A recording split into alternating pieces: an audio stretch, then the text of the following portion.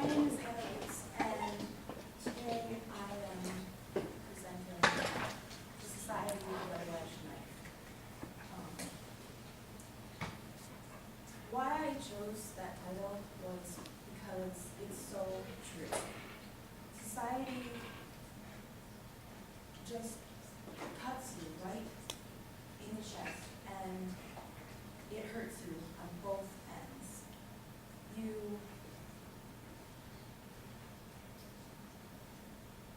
basically have one side where they're saying you can do whatever you want, you can be yourself, but then on the other side they're just saying, no, you can't do that, that's wrong. That is not right. That is not the way you can do it. And it's just horrible. Today, I'm talking about safe places. A safe place is so important, especially in school when you are young and you're still figuring yourself out. And you don't know who you are yet. You won't for a long time, but it's a step in the right direction. And safe places can consist of sports, and book clubs, and art clubs, and music, and classes. A class that has a really good teacher that you really connect well with can be a safe place. Anywhere can be a safe place as long as you can be yourself and feel comfortable in. And my safe place is the Lutes Alliance, the GSA.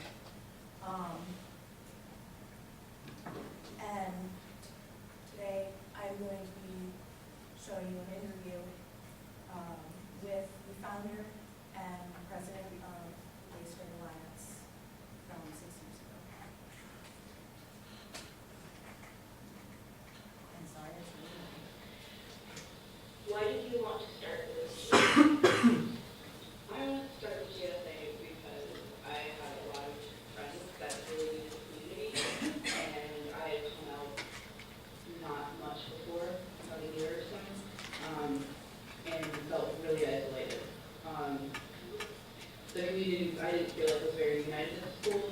There was definitely segregation on, these are just orientations. There was a group of lesbians that were really close, and there was like one gay guy that was out. There were other people that a lot of us knew were gay, but like they weren't people coming out, they didn't have anybody. And then there was a bunch of bisexual girls, and there was me, and I wasn't friends with any of them, so I didn't get to really have any of them. So I started it basically just to make sense of community in high school, because a lot of us were picked on and just really isolated. And we needed to find a way to come together, and the only way I really think of doing that was to be like, hey, here's this gay thing. You should come see if you like it, because you are. And I just thought that maybe it would have more draw and be able to kind of cross the click lines so it was out of school. How did you go about starting the GSA? I went through two different routes, actually. I went to Rachel, who was basically an LGBT youth advocate on campus at Central Michigan University. That program, unfortunately, just no longer exists, but it helped us get off the ground, and we completely just, if we didn't have motivation to start it and the means to, which was completely Rachel, we wouldn't have it today at all. So I went through her to kind of get to build some ground with it. I don't really remember how I needed to go over. I'm sure somebody told me, I asked a lot of questions, so I'm sure somebody told me. And I went to Principal Tanis. I talked to him personally before anything official happened, being like, hey, how do I make a club? They're like, oh, it's really easy. And I'm like, how do I make a controversial club? And they're like, it's a little harder. So So we went through that process, and basically I had to make a statement of like what I wanted to do, what the goals were, and all of the like kind of rules of the GSA, and just like the general purpose of it and how it would fit a high school and would be beneficial to the students. And like a few other things like where we would meet was like I had to figure that out before, which was actually kind of a trial. But anyway, that was the question. Was it hard though, like going through that process?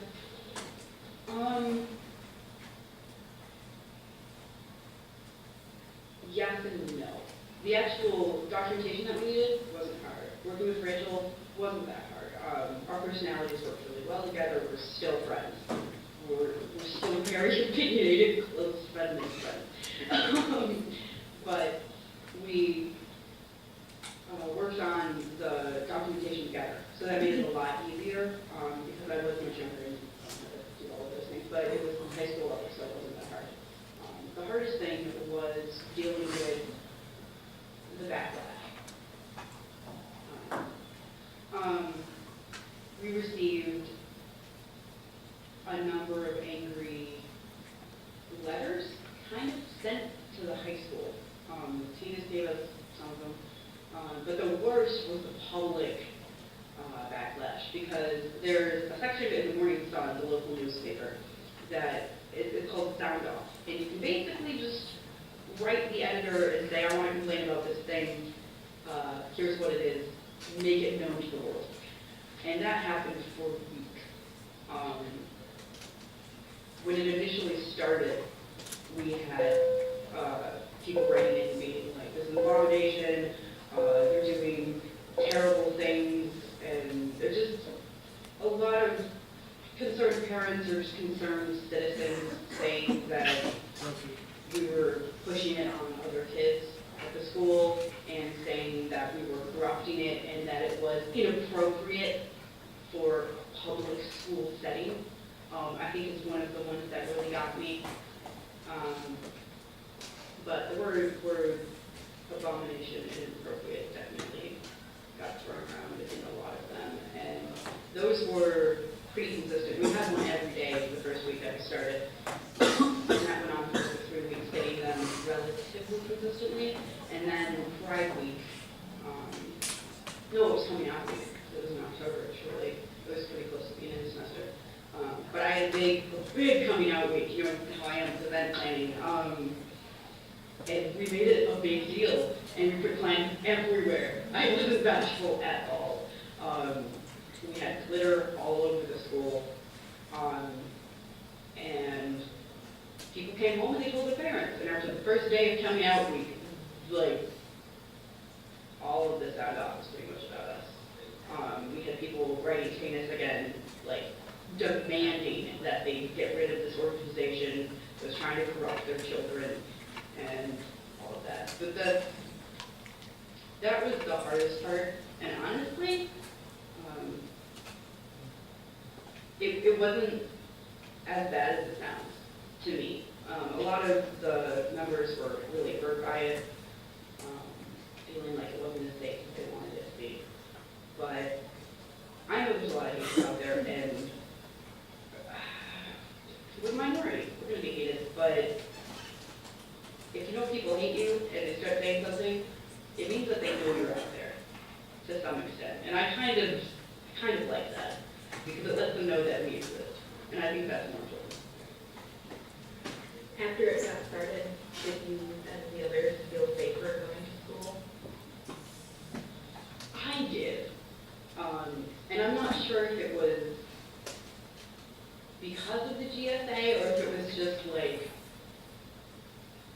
because of my position in it. I kind of adopted everybody and called everybody my kids.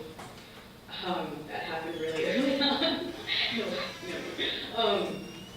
But even the ones that were like just a year under me were all my kids because there wasn't many seniors in the GSA with me. So I was very much a protector, and I was kind of on the loose around the high school. So people didn't give me crap for being gay anymore because it was known. Like I didn't need to have a girlfriend for them to be like, she's a little queer, and it was fine, because they knew it, and they weren't gonna give me crap because they knew that I would take it. And I think that kind of went over for the other people in the group. I can think of at least 5 people off the bat that I know face discrimination that were not messed with much anymore after it started. I worked with Tana right after it started because we had put signs around the school. And they had been ripped down and they had been vandalized. And we checked the cameras and got people suspended. And it was just the fact that the school was behind us that much made us know that we weren't weird, we weren't an abomination, we were protected. And everything got a lot more open. The change that I saw happen at the high school was very rapid. The first semester of it, well, I guess trimester and a half, whatever, it was a weird school year. But then it was a little rough. But once we got to Pride at the end of the first year, it was pretty much accepted. There were rainbows everywhere. We realized there were allies in the popular clique in every grade, and it was safer. And the next year when we came back, it was right where we left off. So I think definitely. What did you do during the meeting? I made chairs. There were people to plan social events. There were people to keep everybody updated on politics and education, which is basically the same thing we do with people. And we would talk about what events we wanted to do, how we wanted to advocate, how we would get more members and let it be more known that we're there. Community outreach was a thing that we talked about a lot more than we actually did. Unfortunately, there was volunteering that we talked about doing, and it didn't take off because there was so much still talking. But we talked about those things, and when those things were out of the way, it was really just a group of friends. And we all got so much closer, and like I said, that divide that I saw between like the lesbians and like one gay guy and the bisexual just went away. It was wonderful. There was some discrimination that happened before the GSA from the lesbians to bisexual girls, and it stopped. And it was really cool to see everybody come together at a meeting. So I really didn't push the agenda too much the first year. The second year was a little bit more organized, but the first year was a lot of just like, hey, there's these other people you have something in common with, we should probably talk to them. And we did. Was it a place you could be yourself without fear of judgment? Mostly. I had an ex-girlfriend in it that made it a lot more stressful than I was hoping for when I started it, but I'd say for everybody else, yes. I was definitely more of an authority figure the whole time I was in it, though. I was not one of those members that could let loose and do social things the whole time and just be disorganized with everybody else. I was much more of a, like I said, mother figure. What kind of goals do you have for the GSA in the future? My grand idea for the GSA was, number one, connecting the community with the school. I really feel like LGBT youth need to be united. If we don't know that each other are out there, if we're not aware of each other's struggles, we feel alone, and that's why the suicide rate is so high. And that was basically my main motivator for what I did. I had my personal, I wanted friends and to not feel alone in the school. But the main thing was just so many kids kept dying, and I thought it was ridiculous. And we needed to do something about it. And it's still a very big motivator in my career. And I think will be my whole life. Sorry. But that's definitely the number one reason. The second, I wanted us to get involved in the community to make this area a little bit more accepting. Outside of campus, Mount Pleasant isn't very accepting of the LGBT community. It's gotten a little bit better, but I think that has a lot to do with the high school GSA. People coming back to their parents saying that there's an organization of the school that accepts me for me, and if you can't, I'm sorry, but I'm protected by the principal. Like, it just makes you feel safer. The whole community, I think, is getting better for it. I would like to outreach a little bit more with that. And the third reason would be to keep everybody informed. Because I noticed that I've always been very politically minded, but not everybody else was. And I talked to other gay kids at the school, and they wouldn't know the laws. They would know that we didn't have rights and we weren't equal. But they didn't know if we could marry, they didn't know if we could adopt, they didn't know if we could rent safely. I worked on the anti-discrimination ordinance my sophomore year of college, and I told people from high school that were in the GSA with me about it, and they didn't know we didn't have those rights. They didn't know that we could be kicked out of houses, and we might not be rented to, and we could lose jobs just because they don't like our girlfriend. Like, they can do that, and now they can't.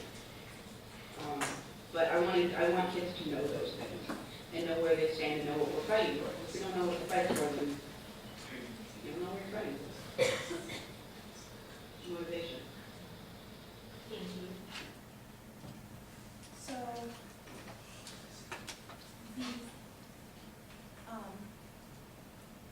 the reason I joined the GSA is because I am gay, and I didn't know that at first. 4 years ago, I was just another freshman, and I had no idea where to go in school. I didn't know who I was, and still don't know who I am exactly. But I know I am gay, and I am the president of the GSA this year and last year. And I wanted this school to keep that safe place. I wanted to make sure people knew where to go if they needed a place to relax and spend some time and meet new people that are like them, that don't know who they are. And the GSA is a place for education and just to relax from stresses, and it's a place for people to just feel safe.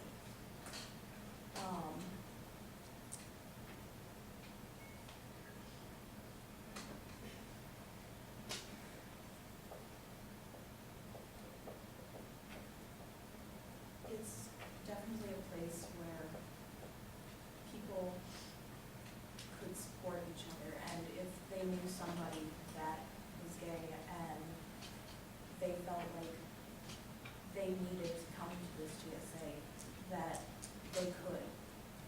And there's a place of support. And I'm very glad that I kept it going. I was the only one that could run it, because my junior year, all of the seniors that had been in it were gone. I was the one person that could keep it going. And for a while, I decided I don't know if I could do it. But I thought, if I don't, what will happen? What will happen to these people that I don't know yet? And this year, all of these photos are from this year, and they're people that are in the school, mainly freshmen. And I was very surprised when most of these freshmen came up and were like, yeah, cool. This is a group that I can be in. And it was amazing to see these people that are very confident in who they are. And I think it has to do a lot with the GSA and how it has impacted the community. And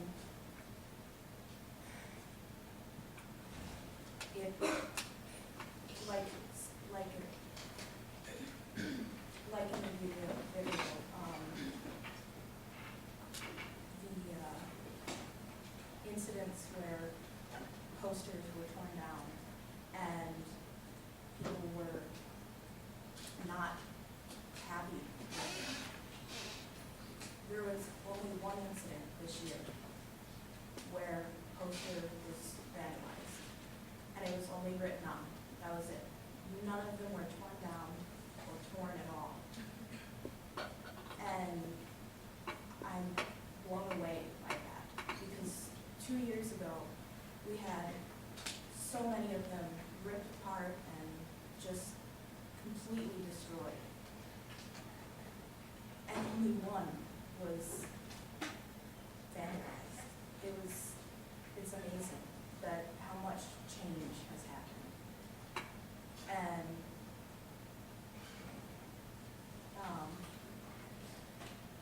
I had a survey done from just different people.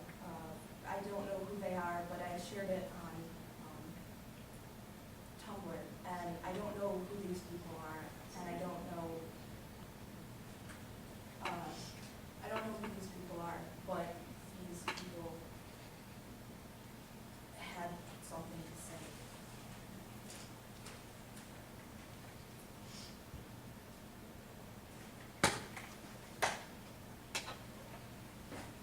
So the question was, if you are a part of the GSA or a diversity group, why did you join? My friend Sage suggested it because I wasn't ready to come out, but everyone there was very kind and also kept my sexuality a secret until I was ready to come out, which really helped me.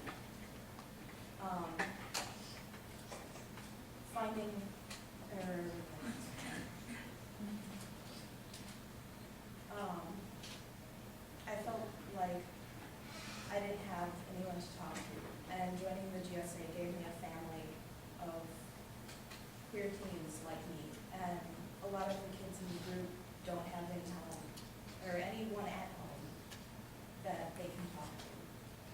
And that person felt comfortable there. And just all of these responses, so many of them like that. And I was blown away that this GSA is probably somewhere else in the United States, and GSAs all over the place are a safe place for people. And I'm very proud to be a president of the GSA.